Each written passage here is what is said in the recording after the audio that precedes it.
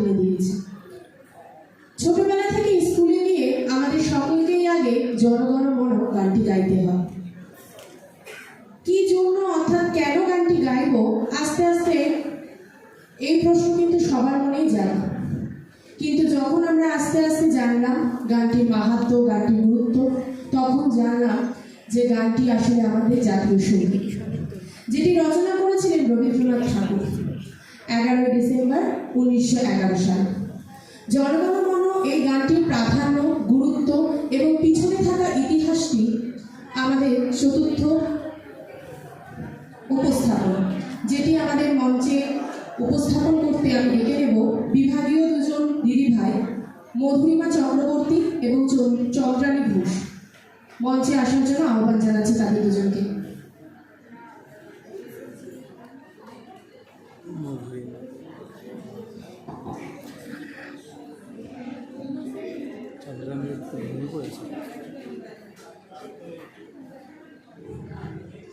নমস্কার।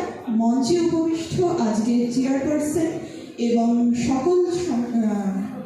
সকল দর্শকবৃন্দকে আমার শ্রদ্ধা জানিয়ে আমি মধুরিমা চক্রবর্তী এবং আমার চন্দ্রানী ঘোষ আজকে আমরা উপস্থাপিত করতে চলেছি জনগণমন জাতীয় সঙ্গীতের আখ্যান। এক দেশ যখন স্বাধীন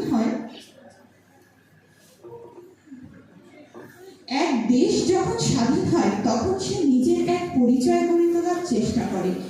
ভারতবর্ষ স্বাধীনতার পরই অন্যান্য স্বাধীন দেশের এই নিয়ে তৎপর হয়েছিল। জাতীয় সঙ্গীতে শুধুমাত্র জাতীয়তাবোধ অনুভবের পাশাপাশি সর্বগ্রহণযোগ্যতাও প্রয়োজন হয়। সৌভাগ্যক্রমে সমকালীন পরিস্থিতিতে জনগণমন স্বয়ং সম্পূর্ণ সঙ্গীতের একটা আবির্ভাব ঘটে, যার ভাবার্থে সর্বজাতি যে এক অর্থাৎ ভারতবাসী তা বারবার সকলের সম্মুখে প্রতিফলিত হয়। তাই সংখ্যাগরিষ্ঠের মতানুযায়ী রবীন্দ্রসঙ্গীতের জনগণমনকেই আমাদের জাতীয় সঙ্গীত রূপে গৃহীত করা হয়।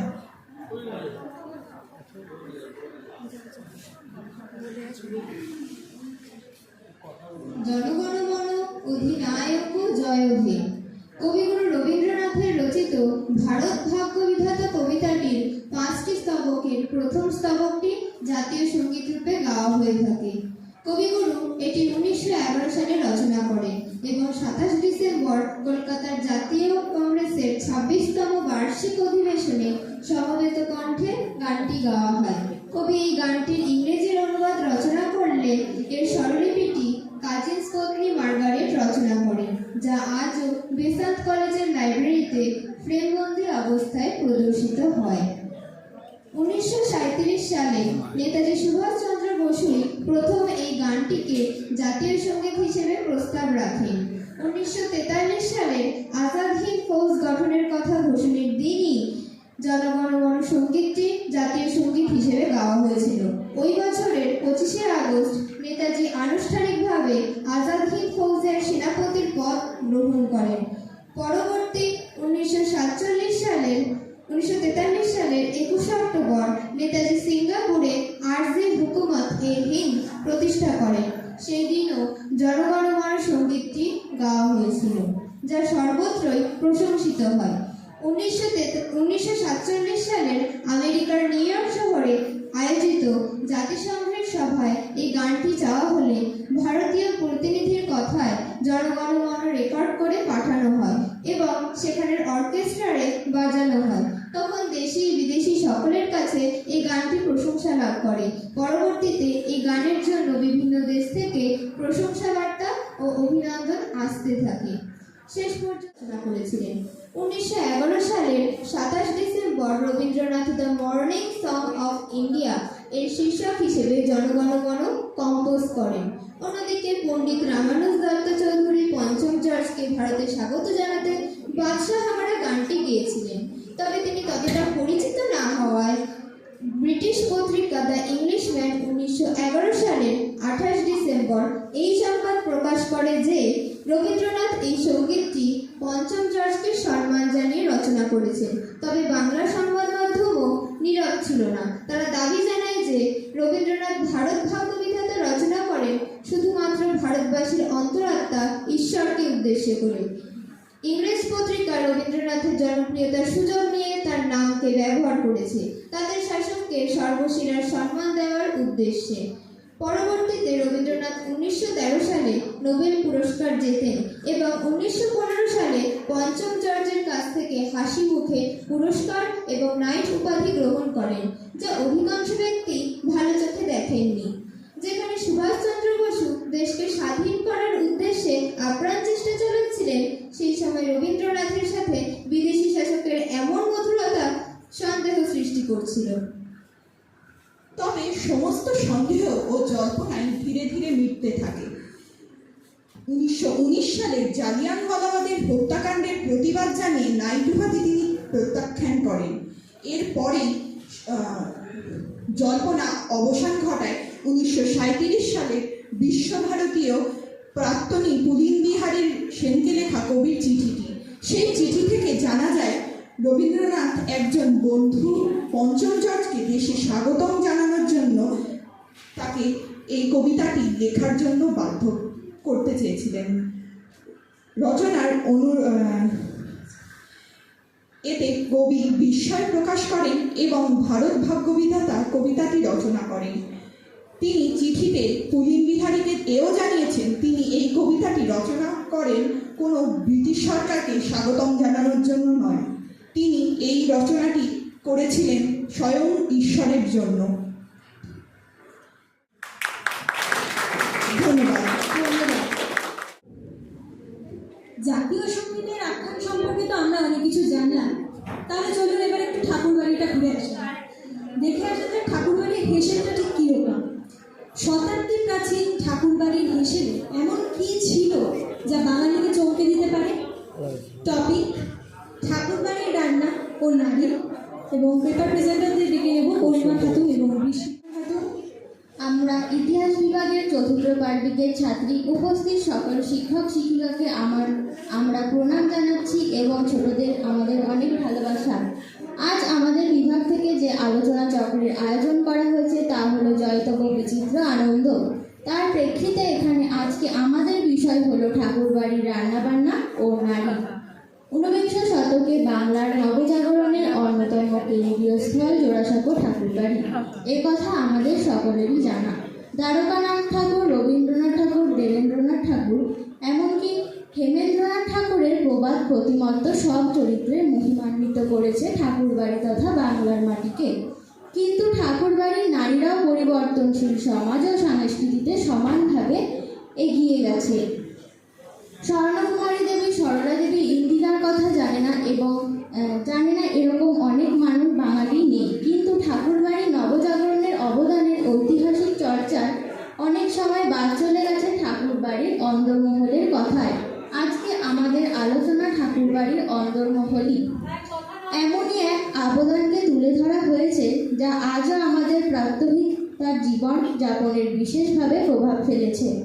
আর সেটি হলো ঠাকুরবাড়ির রন্ধন শিল্পের ইতিহাস চর্চা, যা নিঃসন্দেহে ঠাকুরবাড়ির অন্দরমহলের অত্যন্ত গুরুত্বপূর্ণ অবদান। তৎকালীন সময়ে ঠাকুরবাড়ির নারীরা স্বাধীনভাবে সাহিত্য, সঙ্গীত, শিল্প প্রতিটি বিষয়ে যোগদান তাদের আত্মবিশ্বাসকে বাড়িয়েছিল। একদিকে তারা কালাপানি পেরিয়ে বিলেত যাওয়ার পাশাপাশি আমেরিকায় বক্তৃতাও দিয়েছেন, লাটভবনে নিয়ন্ত্রণ রক্ষার পাশাপাশি ময়দানে ঘোড়াও ছুটিয়েছেন, সাথে ছবি আঁকা, গান গাওয়া, অভিনয় করা, বই লেখা তো রয়েইছে। আজ রন্ধন হয়ে উঠেছে গবেষণার ক্ষেত্র এবং আজ ঠাকুরবাড়ির হেসেলের ইতিহাস আলোচনার মধ্যে দিয়ে বাঙালির রীতিনীতি ও পরিবর্তন, জীবনশৈলীর সংক্ষিপ্ত আখ্যান তুলে ধরার চেষ্টা করব। বিষয়টি বিশ্লেষণের জন্য তথ্য সংগ্রহের কিছু গবেষণা ও প্রবন্ধের সহযোগিতা আমরা নিয়েছি। ঠাকুরবাড়ির খাদ্যাভ্যাসের দিকে যদি তাকাই তাহলে পরিবর্তনের সূচনা হয়েছিল রবীন্দ্রনাথ ঠাকুরদা দ্বারকানাথ ঠাকুরের সময় থেকে। একজন পরিশ্রমী শিল্প উদ্যোক্তা হিসাবে দেশ বিদেশে পশ্চিমা রান্নার ধারণা রপ্ত করে তাকে কাজে লাগিয়েছিলেন ঠাকুরবাড়ির অন্দরমহলে, যার ফলে 19 শতকে তার রান্নার এক সমৃদ্ধ ভোজনশালায় পরিণত হয়েছিল। সেই খ্যাতি দেশ তো বটেই, বিদেশেও প্রশংসিত হয়েছিল। ঠিক শিল্পের পাঠও দিয়েছেন, যা দ্বারকানাথ বিশেষ নামে জনপ্রিয়তা লাভ করে। সামাজিক প্রথা ভাঙার নিয়ম এখান থেকেই শুরু হয়ে ঠাকুরবাড়ির জীবন দর্শনে গুরুত্বপূর্ণ প্রভাব ফেলে, যার মধ্যে অন্যতম চিত্রাদের রচিত ঠাকুরবাড়ির অন্দরমহল। ঠাকুরবাড়ির রান্নার বিবর্তনে দেবেন্দ্রনাথ ঠাকুরের স্ত্রী রবীন্দ্রনাথ ঠাকুরের মা সারদা দেবী ভূমিকা উল্লেখ না করলেই নয়। অন্দরমহল হেসেলের পরিচালনায় যেহেতু মহিলাদের প্রধান ভূমিকা থাকে, তা ঠাকুরবাড়ির খাদ্যাভ্যাস ও রান্নার রীতিনীতিতে বাড়ির মহিলাদের দ্বারাই নিয়ন্ত্রিত হয়। ভাত, ডাল, মাছের ঝোল, অম্বল থাকতো প্রায় রোজগারের মেনুতে। দেবেন্দ্রনাথ ঠাকুরের পছন্দকে গুরুত্ব দিয়ে রান্নায় প্রথম মিষ্টি দেওয়ার প্রচলন শুরু হয়। সারদা সুন্দরীর মৃত্যুর পর হেসেলের দায়িত্ব নিয়েছিল সৌদামিনী দেবী ও জ্ঞানদা নন্দিনী প্রমুখ। ঠাকুরবাড়িতে কাটাকুটির শব্দ ব্যবহৃত হতো না। বলা হতো দাসীরা খোসা ছাড়িয়ে রাখলে বাড়ির মেয়ে বউরা উঠনো কুটতে বসতেন। সরলা দেবীর লেখায় পাওয়া যায় শরৎ কুমারী দেবীর রান্নার প্রশংসা। হেমেন্দ্রনাথের ইচ্ছে ছিল রান্না সম্পর্কে বই লিখবে। পরবর্তীকালে হেমেন্দ্রনাথের কন্যা প্রজ্ঞাসুন্দরী দেবী 3টি খণ্ডে একটি রান্নার বই লেখেন, যার নাম আমিষ ও নিরামিষ ক্রমণী, আমিষ ও নিরামিষ আহার। প্রজ্ঞাসুন্দরী দেবী ছিলেন পূর্ণ পত্রিকার সম্পাদক, যেখানে তিনি বেশ কিছু প্রবন্ধ, বেশ কিছু বাজার দর উল্লেখ করেছেন, এমনকি রান্নায় নতুন শব্দ পরিভাষা প্রয়োগ করেছেন। উদাহরণ হিসেবে বলতেই পারি ছুঁকা, রুটি তোষ, চুটপুট। এই ছুঁকা শব্দের অর্থ হলো ফোড়ন দেওয়া, এবং রুটি তোষ শব্দের অর্থ সেকা পাউরুটি। চুটপুট শব্দের অর্থ ফোড়ন ফাটার শব্দ। এছাড়া প্রজ্ঞাসুন্দরী তার প্রিয় মানুষদের নামেও রান্নার নামকরণ করেছিলেন, যেমন রামমোহন দোলমা পোলাও, দ্বারকানাথের ফিরনি পোলাও তার মৃত মায়ের নামে রান্না সুরভি। আবার এই প্রজ্ঞাসুন্দরী দেবী প্রথম ভোজবাড়িতে ব্যবহৃত মেনু কার্ডের সঙ্গে আমাদের পরিচয় করিয়েছিলেন, আর তার নাম দিয়েছিলেন ক্রমণী। এমনই 2টি ক্রমণী আছে ছোট, একটি হচ্ছে নিরামিষ, একটি হচ্ছে আমিষ। নিরামিষ ক্রমণীতে আছে পোড়া ভাত, দুধ দিয়ে বেগুন ভর্তা, মূলা সিদ্ধ, আনারস ভাজা, মোচা দিয়ে আলুর চপ, মুগের ফাঁপড়া, আরও কত কি। এছাড়া একটি ছোট্ট আমিষ ক্রমণী আছে অলিভ রুটি, নারিকেলের স্যুপ, ধূমপক্ক ইলিশ, মুরগির বয়েল হ্যাম ইত্যাদি। যার কথা না বললে নয়, তিনি হলেন আমাদের অত্যন্ত প্রিয় রবি ঠাকুর। ঠাকুরবাড়ির রান্না আর রবি ঠাকুরের কথা হবে না, সে তো হতে পারে না। জীবন স্মৃতিতে রবি ঠাকুর এক অসাধারণ ফলারের বর্ণনা দিয়েছেন।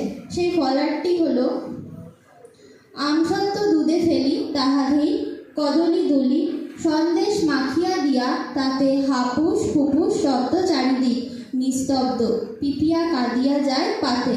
রবি ঠাকুরের স্ত্রী মৃণালিনী পাকা আমের মিঠাই বানাতেন। শেষ পাতে দই ও সন্দেশ অপরিহার্য ছিল। মিষ্টির নানা রকম নাম দিয়েও ছিলেন রবীন্দ্রনাথ। একবার একটা মিষ্টি খেয়ে নাম দেন এলোঝেলো, পরে বদলে রাখেন পরিবদ্ধ। রানী চন্দকে রবীন্দ্রনাথ বলেছিলেন, জানো, সব রকম কলার মতো রন্ধন কলাতেও আমরা নৈপুণ্য ছিলাম। একদা এখানে এইভাবেই তৈরি হয়েছিল মানকচুর জিলেপি। শান্তিনিকেতনে থাকার সময় তিনি স্ত্রীকে মানকচুর জিলেপি তৈরি করতে বলেন। মৃণালিনী দেবী প্রথমে হেসে আপত্তি করলেও কিন্তু দেখা গেল সেটা জিলেপির চেয়েও ঢের ভালো। 1941 সালে কবিগুরুর মৃত্যুর 2 বছর আগে তিনি কালিম্পং থেকে জোড়াসাঁকোতে আসেন ক্লান্ত অবসন্ন শরীর নিয়ে। তার খাদ্য তালিকায় ছিল বিশেষ পাঁঠার মাংস। রবীন্দ্রনাথ নিজে বলেন, ডু নট ব্লেক করত। কবি দেশি খাবারের মধ্যে পছন্দ করতেন কাঁচা ইলিশ ঝোল, চিতল মাছ, চালতা দিয়ে মুগের ডাল এবং নারকেল চিংড়ি। এছাড়াও তিনি কাবাব খেতে খুব পছন্দ করতেন। এর মধ্যে সুতি কাবাব, হিন্দুস্তানি তুর্কি কাবাব, চিকেন কাবাব নসি। এছাড়াও কবিগুরু ছিলেন পানের ভক্ত। ঠাকুরবাড়ির রান্নায় বেশি করে মিষ্টি দেওয়ার প্রচলন ছিল। রান্নায় প্রতিদিন দীর্ঘ পদ ব্যবহার হতো বা রান্না হতো, সাথে শুক্তো ও দই মাছ নিয়মিত হতো। ঠাকুরবাড়ির আরেক রত্ন অবনীন্দ্রনাথ ঠাকুর, যে লাইব্রেরি থেকে রান্নার বই বার করে রীতিমতো ক্লাস খুলে ফেলেছিলেন, সে কথা তার দৈহিত্র। মোহনলাল লিখে গেছেন, নব ঠাকুরের রাঁধুনি রাধুকে দিয়ে নতুন পরীক্ষা চলত। প্রচলিত প্রথাকে বদলে দেওয়া হতো। পেঁয়াজ প্রথমে ভাজা হলে শেষে ভাজতেন, যাকে ভাজতে হবে তাকে সেদ্ধ করতেন। এই প্রথাতে তিনি মুরগির মাছের ঝোল আর মাছের মাংসের কারি আবিষ্কার করেন। রবীন্দ্রনাথ নিজেও কয়েকটি রান্না আবিষ্কার করেছিলেন। সে রান্নার কথা একটি খাতায় লেখা হয়েছে, তার বড় মেয়ের কাছে ছিল। বড় মেয়ে মারা যাওয়ার পর সে খাতাও হারিয়ে যায় চিরকালের মতো। এরপর যার কথা বলবো তিনি হলেন একটি বইও আবিষ্কার করে ফেলেছিলেন। ঠাকুরবাড়ির খাদ্যাভ্যাস প্রবন্ধে একটি রেসিপির কথা জানা যায়। সেটি হলো পালং শাক ভাতে। পালং শাক ভাপিয়ে অল্প জলে সিদ্ধ করে নেবে, ঠান্ডা হলে ভালো করে ঝরিয়ে নেবে, মেখে নেবে সেই শাকে মাখার সর্ষে বাটা, কাঁচা লঙ্কা কুচি ও বেশি করে নারকেল কোড়া মেশাবে, অল্প সর্ষের তেল, ব্যাস। ইতিহাসে এক অনন্য সাক্ষী। দেশি বিদেশি আঞ্চলিক সর্বস্তরেই খাদ্য রীতি ও রুচি এক সংমিশ্রিত পথ চলার কথাই তুলে ধরে, তাই এর ঐতিহাসিক গুরুত্ব কম নয়। আশা করি আমাদের উপস্থাপনা সকলকে প্রত্যাহিকতায় একটু সান বদল এনে দেবে। ধন্যবাদ। অনেক অনেক ধন্যবাদ করিমা এবং বৃষ্টিদিদি ভাইকে এত সুন্দর করে রান্নাবান্না ক্ষেত্রে নারীদের গুরুত্ব, রান্নাবান্নার জিনিসপত্র এবং উপকরণ আমাদের সামনে তুলে ধরার জন্য। রবীন্দ্রনাথের যে গান, কবিতা, গদ্য, উপন্যাস ইত্যাদি ক্ষেত্রতে তিনি কিন্তু একটি গুরুত্বপূর্ণ অংশ হিসেবে বিবেচিত হয়। তিনি আমাদের বাঙালির গর্ব। গানের সূত্র ধরে এখন আমাদের ষষ্ঠ উপস্থাপনের বিষয়টি নৃত্যের তালে তালে রবীন্দ্র নৃত্য, ভাবনা ও বাঙালির জাতিসত্তা। এই উপস্থাপনাটি পরিবেশন করতে আমি মঞ্চে আহ্বান করছি আমাদের এই দুই দিদি ভাই রিয়া অধিকারী ও ছাত্রী। নমস্কার, আমি ঝিলাম চক্রবর্তী। আমি ইতিহাস বিভাগের ষষ্ঠ পার্বিকের ছাত্রী। আজকে আমাদের বিষয় শিরোনাম নৃত্যের তালে তালে রবীন্দ্র নৃত্য, ভাবনা ও বাঙালির জাতিসত্তা। আজকে আমরা যুগ্মভাবে উপস্থাপন করতে চলেছি ভারতের নৃত্য পরম্পরা ধারায় রবীন্দ্র নৃত্যের অনন্য সাধারণ উপস্থিতি ও তার অনন্য বৈশিষ্ট্য সমূহ।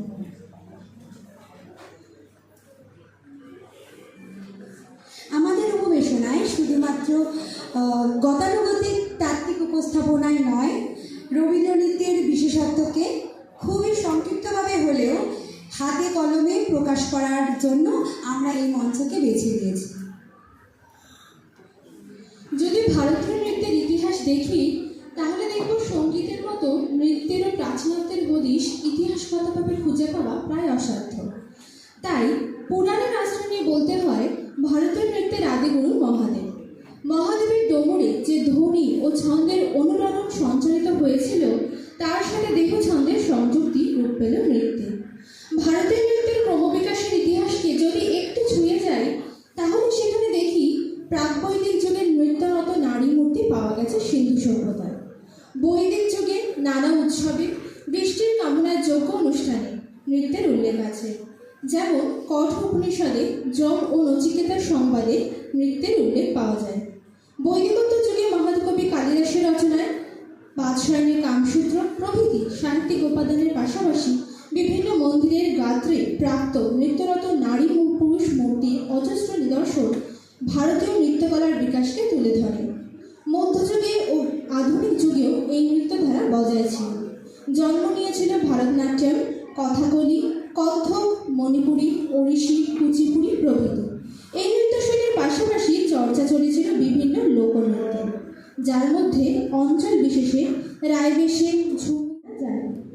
স্বাভাবিকভাবেই এই দীর্ঘ ও বৈচিত্র্যময় নৃত্যশৈলীর মধ্যে রবীন্দ্র নৃত্যের অনন্যতা ও বাঙালি সমাজ ও সংস্কৃতিতে তার প্রভাব নির্ণয় করাই আজকে আমাদের উপস্থাপনার মূল উদ্দেশ্য। আমাদের আজকের আলোচনাকে আমরা কয়েকটি ভাগে ভাগ করে নিয়েছি। প্রথমে আমরা আলোচনা করে নিতে চাই রবীন্দ্র নৃত্যের শাস্ত্রীয়, বাউল ও অন্যান্য নৃত্যশৈলীর প্রভাব কীভাবে পরিলক্ষিত হয়েছে তারই ঐতিহাসিক পর্যালোচনা। এ প্রসঙ্গে শান্তিদেব ঘোষের মতামত বিশেষ উল্লেখের দাবি রাখে। গুরুদেবের প্রবর্তিত নাচের মূল বৈশিষ্ট্য হল তা খাঁটি ভারতীয় আদর্শের উপর গঠিত। ভারতীয় নৃত্যাভিনয়ের নিজস্ব যে বিশেষ ধারাটি বহু যুগ থেকে বয়ে এসেছে এবং যে নৃত্যাভিনয় পদ্ধতি একদিন সমগ্র প্রাচ্যকে একটি উচ্চ আদর্শে অনুপ্রাণিত করেছিল, সেই আদর্শ থেকে তিনি ভ্রষ্ট হননি। অথচ তার গভীর অন্তর্দৃষ্টির বলে তার রচনা প্রাচীন আদর্শের উপর দাঁড়িয়েও আধুনিক শিক্ষায় বর্ধিত নরনারীর অতি উপযোগী হয়েছে। অন্যান্য নৃত্যশৈলীর মতো রবীন্দ্র নৃত্যের রূপসজ্জা, বেশভূষা ও মঞ্চসজ্জা গুরুত্বপূর্ণ। রবীন্দ্রনাথ ঠাকুর ধ্রুপদী বা আঞ্চলিক নৃত্যের সাজসজ্জার রীতি দ্বারা বেশ প্রভাবিত হয়নি। তাই দেখা যায় মণিপুরী নৃত্যের মেখলা, কথাগুলি, মুখোশ কোনোটি রবীন্দ্র নৃত্যে প্রয়োগ করা হয় না। এই প্রসঙ্গে প্রতিমা দেবী বলেছেন, চিত্রাঙ্গদা সাজে বৈচিত্র্য ফুটিয়ে তোলার চেষ্টা করা হয়েছে। এক্ষেত্রে ঝকমকে সাজ ও উজ্জ্বল স্টেজ ব্যবহার করা হয়েছিল, কিন্তু চণ্ডালিকাতে তার বিপরীত ফুটিয়ে তোলা হয়েছিল। এক কথায় বলা যায়, বেশভূষা, রূপসজ্জা কোনোটাকে গুরুত্ব না দিয়ে চরিত্র অনুযায়ী সাজ পোশাকের গুরুত্ব দেওয়া হয়েছে। যেমন আমরা রিয়ার ক্ষেত্রে দেখতে পারি মাথায় ফুল, দুপাশে উত্তরীয় এবং উজ্জ্বল পোশাক, তেমনি মঞ্চসজ্জার ক্ষেত্রেও পরিমিত ভাবকে বজায় রাখা হয়েছে। রবীন্দ্রসঙ্গীতের মতো রবীন্দ্র নৃত্য রবীন্দ্রনাথের এক মৌলিক সৃষ্টি। নৃত্যের সংজ্ঞা সম্পর্কে কবির বক্তব্যের মধ্যেই আছে তার বৈশিষ্ট্যের আভাস। তিনি বলেছেন, আমাদের দেহ গঠন করে অঙ্গ প্রত্যঙ্গের ভার, আর তাকে চালনা করে অঙ্গ প্রত্যঙ্গের গতিবেগ। এই দুই বিপরীত পদার্থ যখন পরস্পরের মিলনে লীলায়িত হয়, তখন জাগে নৃত্য। দেহের ভারটাকে দেহের গতি নানা ভঙ্গিতে বিচিত্র করে। জীবিকার প্রয়োজনে নয়, সৃষ্টির অভিপ্রায়ে দেহটাকে দেয় চলমান শিল্পরূপ। তাকে